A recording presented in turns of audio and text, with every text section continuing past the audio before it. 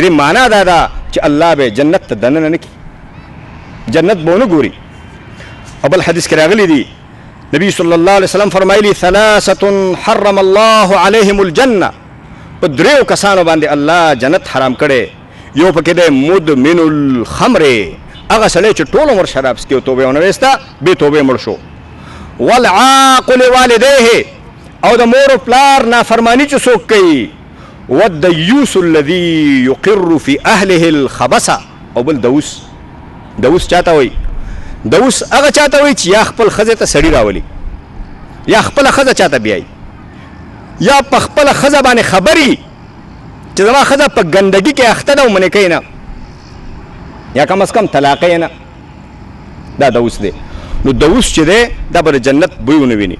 یو حدیث کې راغلی نبی صلی الله علیه وسلم فرمایلی د جنت بوی د 500 کاله چې مزلي 500 کالو نه د جنت بوی محسوسیږي. د سړي په پوزه لګېدی شي، خو د دوس په پوزه به الله پاک د جنت بوی ونه لګوي. دوس په پوزه باندې به الله پاک د جنت بوی ونه لګوي. د سړي ښځه محرم نه بغیر سفر کول حرام دي. نبی صلی الله علیه وسلم فرمایلی چې د چا الله او آخرت باندې ایمانی، د هغه ښځې ته محرم نه بغیر، د هغه لور ته د محرم نه بغیر سفر کول حرام دي. ولې چې هلته خطرناکه مسله ده.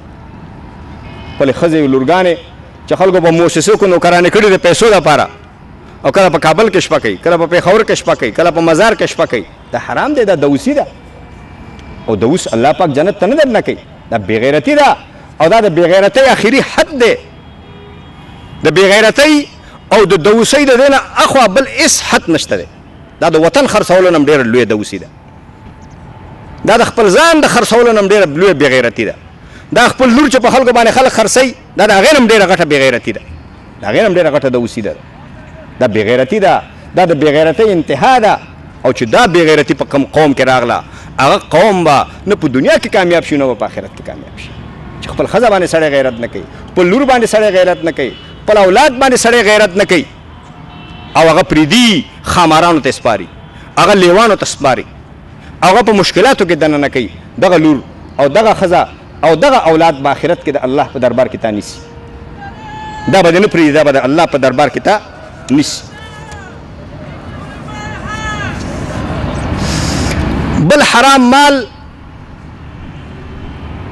چې هغې باندې مال جمع کېږي، هغه رشوت دی. رشوت نبی صلی الله علیه وسلم فرمایلی، ابن عمر فرمایلی چې رسول الله صلی الله علیه وسلم فرمایلی لعن رسول الله صلی الله علیه وسلم الراشي والمرتشي وفي روایة الراشي والمرتشي في النار. نبی صلی الله علیه وسلم فرمایلی لعنت شه پر رشوت ورکوونکي او پر رشوت اغوستونکي.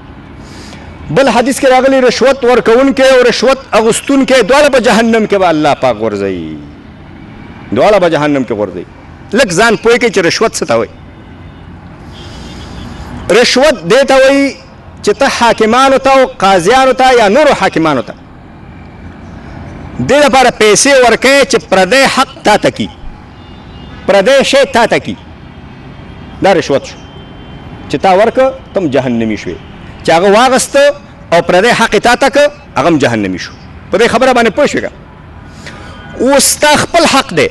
مثلا ته پاسپورټ جوړې، دا خو ستا حق دی، د افغانستان تابع باید ته پاسپورټ ولرې، و تا ته نه جوړوي، نن راځه سبا راځه، تنګۍ دی، رشوت دنه غواړي. نو ښه خو دا ده چې مې ورکو. خو که مجبور شوې او بله چاره دې نه وه او پیسې دې ورکړې، تا به الله پاک جهنم کې نه اچوي. چې چا واغستې هغه به الله پاک به جهنم کې اچوي. په دې خبره باندې پوه شو که پوه نه شو؟ رشوت خور او رشوت ورکوونکی چې جهنم کې د دواړو وعده ده. رشوت ورکوونکی هغه ته وایي چې حاکمانو ته پیسې ورکوي چې پردی مال ده ته کي، چې خپل شی تا ته نه درکوي او پیسې درنه په زوره غواړي او ستا بله چاره نه وي او تا پیسې ورکړې، نو ته خو مجبور یې، ته مضطر یې، تا دپاره دا وخت کې دا جایز شو، هغه به الله جهنم کې وغورځوي. په دې خبره باندې پوه شو که پوه نه شو؟ عبدالله بن مسعود رضی الله تعالی عنه نه موقوف روایت دی چې الرشوة فی الحکم کفر وهي بین الناس سحت. په عامو معاملاتو کې رشوت اغستل ګناه ده، ګناه کبیره ده. جهنم کې به الله اچي. او قاضي د پر رشوت اغستل چې د الله او د پیغمبر قانون بدلی کفر دی، قاضي په کافریږي. دا شامیم لیکلي او دا د ابن مسعود رضی الله تعالی عنہ قول دی. قاضي د پر رشوت اغستل چې شریعت حکم بدل کی، د الله حکم بدل کی او د شریعت فیصله بدل کی. ابن مسعود فرمایلی دی چې الرشوه فی الحکم کفر وهي بین الناس سخط. د خلکو په منځ کې چې عام معاملاتو کې ګناه ده، ګناه کبیره ده، او حکم د الله چې په بدل شي او د الله شریعت او قانون په بدل شي، دا به د کفر حد ته رسیږي. اوس کوم کفر دی؟ کفر دونه کفر دی او که کفر اکبر دی او که څه دی، دې باندې عالمان پیږي. خدا ابن مسعود رضی الله تعالی عنہ ویل چې دا کفر اطلاق په باندې شوی دی. بل هغه طریقه چې هغې باندې خلک مال جمع کوي او پیسې په باندې ګټي او بل مسلمان ته تاوان رسي، هغه احتکار. احتکار دی ته وایي چې د خوراک شیان ته ذخیره کې ودرېږه چې قیمته شي. نبی صلی الله علیه وسلم فرمایلی الجالب مرزوق والمحتکر ملعون. هغه سړی چې جالب دی د نورو ځایونو نه خپل وطن ته مال راوړي، غله راوړي، جوار او غنم راوړي، دی مرزوق دی. الله به دته رزق ورکړي، الله به دته ګټه ورکړي، الله به دته په تجارت کې برکت واچوي چې خپل خلکو باندې آسانی کوي. د نورو وطنونو نه، د نورو ځایونو نه، د نورو ملکونو نه د خوراک شیان راوړي خپل وطن ته، لږه غونه ګټه پکې کوي او په خلکو باندې خرڅوي. والمحتکر ملعون. او هغه سړی چې محتکري د خوراک شیان جمع کوي، ذخیره کوي چې د الله بندگانو باندې ګران خرڅ کم، دا ملعون دی، دا لعنتی دی، په ده باندې لعنت شوی دی.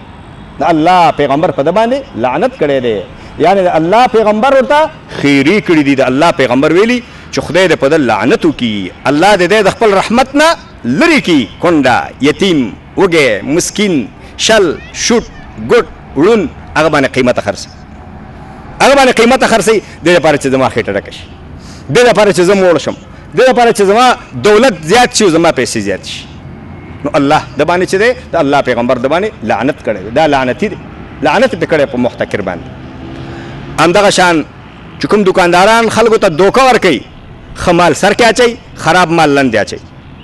مالټې چارک په څو دي؟ 80 روپۍ. ښه سر کې ښې ښې بیا چې پلاستیک کې واچي لاندې ټولې ګندوي.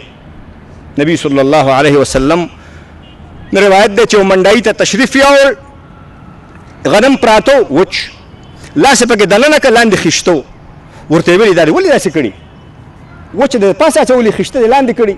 ورته ویلی د الله پیغمبره اصابته السما، دې باندې باران وشو، باران خیشته کړ نو وچ مې د پاسه کړ، بیا لانده خو خلک نه اخلي،